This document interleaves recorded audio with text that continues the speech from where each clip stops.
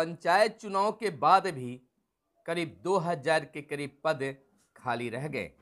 पंचायत आम निर्वाचन के दौरान विभिन्न स्तर के पंचायत व ग्राम कचहरी के 2000 से अधिक पद रिक्त रह गए हैं। इसको लेकर चुनाव के दौरान राज्य में 1751 पदों पर नामांकन करने वाले प्रत्याशी नहीं आए।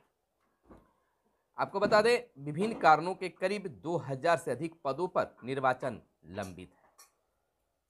आखिर लंबित है तो विकास में बाधा होगा। सरकार अब इन पदों को भरने की फिराक में है। नमस्कार, मैं हूं आपके साथ सुनील बॉबी और आप इस समय देख रहे हैं। अगर अब तक हमारे चैनल को आपने सब्सक्राइब नहीं किया है तो चैनल को सब्सक्राइब कर लें और वीडियो पसंद आए तो लाइक जरूर कीजिएगा। पंचायतों की बात कर रहे हैं। पंचायत चुनाव समाप्त हो गए, पदभार भी मिल गया और विकास कार्य भी प्रारंभ हो गया है, लेकिन अभी भी पंचायतों में 2000 के करीब पद खाली है। पंचायत आम निर्वाचन के दौरान विभिन्न स्तर के पंचायत व ग्राम कचहरी के 2000 से अधिक पद आज भी खाली हैं। आपको बता दें कि 1751 पदों पर नामांकन करने वाले प्रत्याशी नहीं आ पाए चुनाव में। विभिन्न कारणों से करीब 2000 से अधिक पदों पर निर्वाचन लंबित है। इन ग्राम पंचायतों और ग्राम कचहरियों में 6 माह के अंदर निर्वाचन कराया जाना है, यानी कि जहां पद खाली हैं वहां चुनाव के करीब 6 महीने के अंदर चुनाव करवा लेना जरूरी है। आपको बता दें कि ग्राम पंचायतों और ग्राम कचहरियों में 6 माह के अंदर निर्वाचन कराने का नियम है। और आपको यह भी जाना कि वर्ष 2020 में भी कोरोना के कारण पंचायत उपचुनाव नहीं कराया गया था। मालूम हो कि राज्य में पंचायत आम निर्वाचन की शुरुआत 24 सितंबर 2021 को ही हो गई थी। पहले चरण के मतदान संपन्न होने से अब तक 4 माह गुजर गए हैं, यानी कि 4 माह गुजर गया है, 2 माह के बच रहे हैं। इधर अब तक रिक्त पदों को लेकर राज्य निर्वाचन आयोग की ओर से पहल आरंभ नहीं की गई है।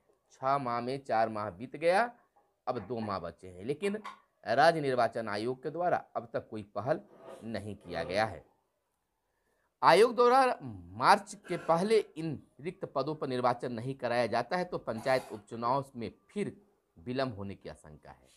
अगर मान लीजिए कि मार्च से पहले अगर यह उपचुनाव नहीं कराया जाता है तो फिर मामला लंबित पड़ जाएगा, ठंडे बास्ते में डलाएगा और उपचुनाव कराने में काफ़ी विलंब हो जाएंगे। आपको बता दें कि इन पदों के लिए विलंब हो रहा है, वैसे वैसे पंचायत के विकास भी रुकने की संभावना बताई जाती है।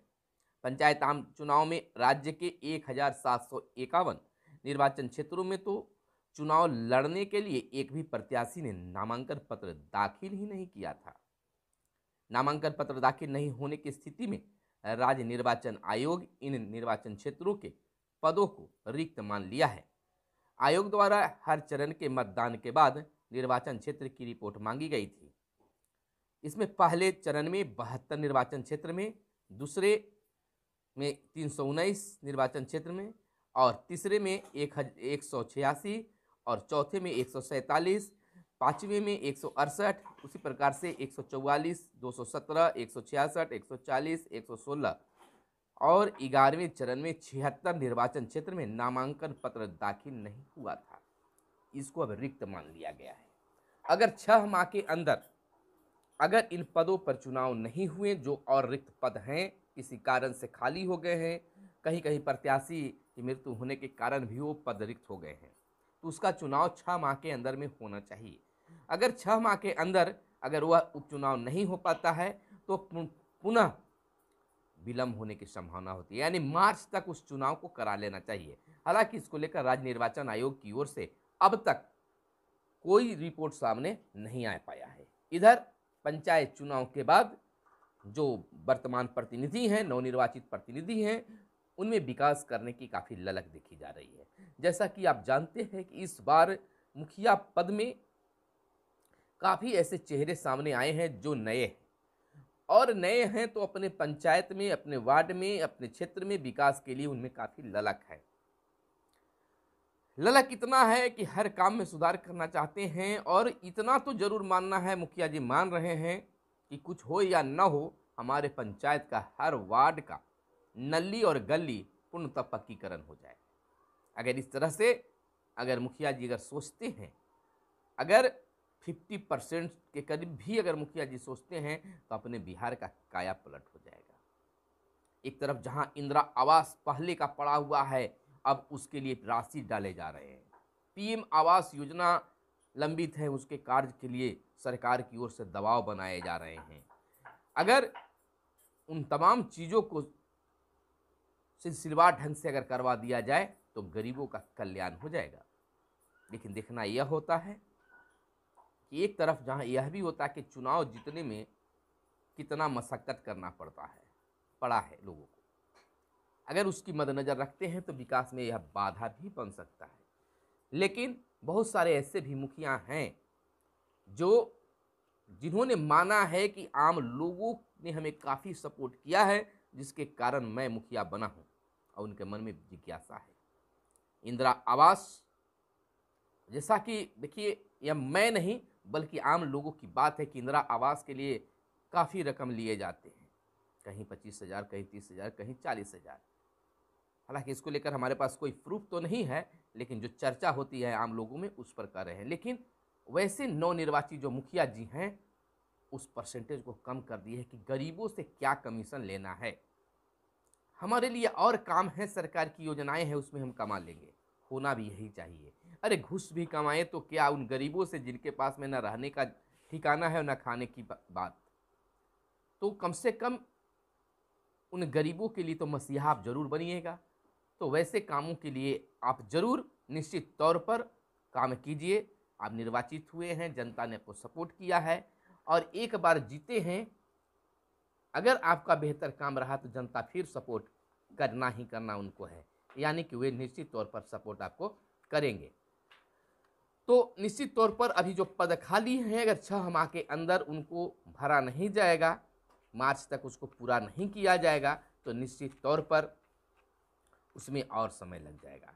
हालांकि सूत्रों से मिली जानकारी के अनुसार शीघ्र ही राज्य निर्वाचन आयोग के द्वारा इसको लेकर नोटिफिकेशन जारी किए जा सकते हैं, और नोटिफिकेशन जारी होता है तो वैसे जगहों पर उपचुनाव होना संभव हो जाएगा। हालांकि अब यह देखना अभी भी 2 माह समय है। मार्च से अगर पहले अगर चुनाव हो जाता है तो फरवरी महीने में, 1 माह कह सकते हैं, अगर फरवरी महीने में हो जाते हैं तो कोई बड़ी चीज़ नहीं है। लेकिन कोरोना गाइडलाइन को भी देखना है। इस ओर राज्य निर्वाचन आयोग हो सकता है कि इसको लेकर अभी कोई नोटिफिकेशन जारी नहीं कर रही है, लेकिन 5-6 तारीख के बाद कोरोना का जो बिहार में स्थिति है उसको लेकर सरकार सोचेगी। अगर पाबंदियां हटती है तो हो सकता है कि उपचुनाव संभव हो पाएंगे। तो जहां तहां जो पद खाली है उसमें विकास बाधक भी बन रहा है, विकास के लिए बाधा भी बन रहे हैं, तो रफ्तार तेज हो जाएगा विकास की अगर उन पदों पर निर्वाचन हो जाएगा। कहीं कहीं मुखिया के जीत के बाद उनको वो मृत हो गए या किसी कारण से वो पद पर नहीं हैं, तो वैसे जगहों पर उपचुनाव होने से उस पंचायत का भी विकास होना संभव हो जाएगा। तो निश्चित तौर पर हमें उम्मीद है कि राज्य निर्वाचन आयोग के द्वारा शीघ्र ही कोई नोटिफिकेशन सामने लाया जाएगा, और उस नोटिफिकेशन के अनुसार फिर से बिहार में उपचुनाव होंगे। तो जहां कहीं भी अगर उपचुनाव नहीं हुआ है, यानी पद खाली है, तो वहां के आम लोग अब इसकी तैयारी कर लें जो चुनाव लड़ने की स्थिति में है, यानी कि चुनाव लड़ने की तैयारी कर रहे हैं, तो फिर से जनता के बीच में रहिए, जनता को अपने सपोर्ट में लीजिए। निश्चित आपको जनता चुनेगी, और फिर से आपको उस पद के लिए आपको जिम्मेवारी मिलेगी।